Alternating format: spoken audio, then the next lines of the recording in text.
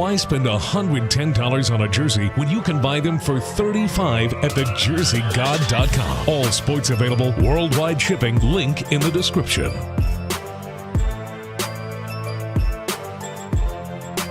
What's going on, guys? It's LQG, and today I'm back with another video. So today we have for you guys NBA Legends Explain which players remind them of themselves. Let me know some player comparisons in the comments below. I'm really interested to see who you guys have to say, so I'll be going through and reading all the comments. Also, make sure you guys leave a like on this video. Let's see if we can hit 100 likes, and make sure you guys subscribe to the channel to catch all the new content. We're releasing daily videos for the rest of 2021, so you don't want to miss out. And with that being said, let's get into NBA Legends Explain which players remind them of themselves. As I said, so who would you describe in the game today would be you? Who do you see your game in today's game? And if you don't feel comfortable answering that, I'm sure there are 6 other guys who would. I would feel comfortable. Honestly, I'm not sure, because like the emphasis that I think when I came into the league that you kind of emphasized, those aren't emphasis now. Like what? Well, I think being able to run an offense to make sure everybody is in their place was very valuable. And it's not so much anymore. Not really. I don't think so. And I think the other, being able to make entry passes was like super important. If you couldn't, you couldn't play if you couldn't make entry passes to your guys. From when I played with Sacramento with Wayman Tisdale to all the way with Akeem Olajuwon, that was the most important thing, is getting the ball to how you get it inside. And so we used to have drills where you just make an entry pass around 3 guys, make an entry.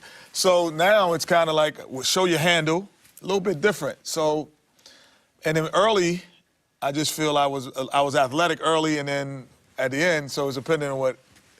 I'm not sure. So there's no. So I mean, I'm really watching the game. There's not a guy you say, I see a little bit of myself in that guy. Okay, thank you for dodging the question. No, I'm just saying. Does anybody You're going to answer it 3D? Can you answer that? About Ty Lawson. Yep. I don't see Ty Lawson. Well, I'm talking about a young Kenny. Kenny's Smith. like Ty. Okay. To a young Kenny Smith. I'm not talking about the Kenny Smith of Houston. Right. When you early years away, Ty pushed it, used to push it early. Okay, that's a good comparison. Okay, good. I agree with that. Thank you. You know what I mean? The only reason, what do you get? the only reason that's last year? that's really good. Yeah. That's the only reason. He went to Carolina. Yeah, and he went to Carolina. He went to Carolina. That's why Kenny like, I don't see it. He said say Brooks Thompson or somebody. The guy played. Don't steal other people's answers. This is not a forum for getting years of stuff off your chest. I thought this was a roast. Okay, 3D.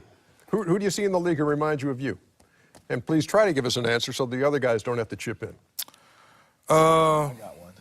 Oh, go ahead. You tell him, and maybe he'll go. Through his career, when he was young to old, like Mike Miller.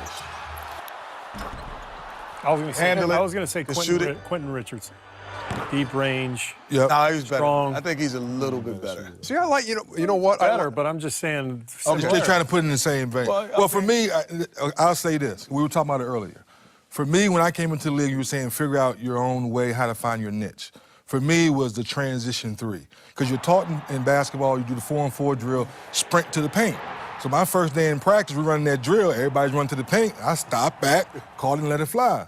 Well, there's paint there at the 3-point line. No, it's not. That's called a little line, real small little line. Yeah. So for me, I thought that was the kind of help in making the 3D game where everybody was going to the paint. I was stop and pop in the transition. I can't think of a guy like Mike Miller who that's where in a game when everyone's thinking about he stops in transition and lets it fly. I like the direction this thing is taken. Yeah. Because I think it's a little easier for everybody else to look. No, 3D, I see this. So we'll keep it going that way. Because, maybe a little reticent to talk about yourself. Well, I thought I was LeBron a little bit. No, you're not. But, and I'd include Grant, but Grant is still Grant. So I don't, you remind me of Grant Hill.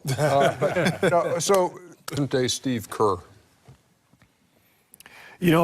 What's interesting is that the league has changed so much. I mean, you can pick out a spot-up shooter and say, maybe Kyle Korver or somebody like that. But when I was playing, I could pick out 5 or 6 guys who I could emulate because there were a lot of 6'3", 185-pound 2 guards back in the day. There were. I mean, Trent Tucker, Craig Hodges, John Paxson. Matt Maloney. There's a good one. I mean, great shooter. Jeff Hornacek. There were a lot of guys who I could guard at the 2. I was kind of a combo. I could play some point, but I wasn't a true point. But back then, there were tons of guys. Now, all the 2 guards are like 6'6" with long arms. There just aren't a lot of players my size today unless they're true point guards with a lot of ball skills. J.J. Reddick. Yeah, JJ, and he's developed a lot more. Both he and Corver come off screens really well and get into the lane. They do that a lot better than I ever did.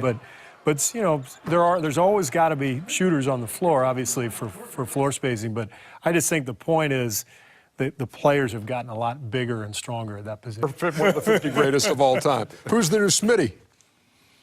You got to have bad knees, really bad knees. Let me see. I can't really think. I got one. Ooh. Paul George. There's a little, just the length and the versatility. He jumped so high. You know, I would say you used to jump before that knee though. You used to get I up would there say a too. little bit of O.J. Mayo, not with the handle though. He Maybe didn't. Joe Johnson. Yeah, Joe Johnson. Joe Johnson. There it is. That's a good one. Joe Johnson with an attitude. Yeah. Joe Johnson but with you the know pulse. what? If Joe Johnson had his attitude. Oh my God. Yeah, come on. Oh my gosh. If Joe Johnson had his attitude, he'd be out of here. This is Joe Johnson with a pulse. I'm not saying that. It's like Joe's very stoic. Smitty was not stoic when he played. No, he wasn't. When he hit a jump shot, he let you know about it. Yeah. Ernie, we're playing them in the playoffs, in the Hawks and the Magic. We got them down 3-0. They come in, he make his first shot. Here we go, 3D. We coming at you. Here we go. And they win the game, so they didn't get swept. We had to come back to Atlanta to win that series. Man. There's only one guy left. Brent Berry. Who's the new Bones? I would say Manu Ginobili-ish. Well, that's very kind of you. No, in your heyday. In your heyday. Well, that's very nice of you. I think Your heyday was small window.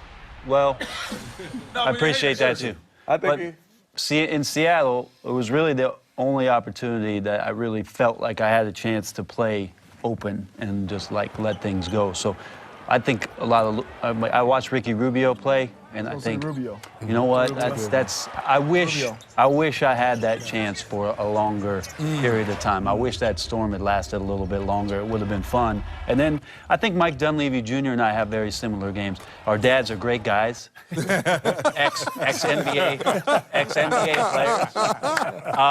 But just the ability as your career goes on to adjust and find out what it is that you do well and to continue to do that. Pass and move and space and know the game. I think Junior's probably the guy I would look at close. He's a little bigger and stuff, but that guy in Rubio maybe. But the mannerisms, I said Ginobili because of the movements and the length. That's what I was thinking as well. But I always thought like you played at a great tempo for your size. You know what I mean? Like most taller guards, you know, they didn't have the tempo and the pace that you played with. Like some guys, they make a pass and then they make a cut. They jog through the cut. Like your cuts were always crisp. They were always sharp. I mean, you played with a certain tempo and pace that was. I always enjoyed watching you play at that pace and tempo. So that's it for this video, guys. I want to thank you guys so much for watching. If you did enjoy, make sure you leave a like and also subscribe to the channel. Like I said at the beginning, we're releasing daily videos for all of 2021, so you don't want to miss out. And yeah, I'll catch you guys on the next video. Thank you guys for watching and have a great day.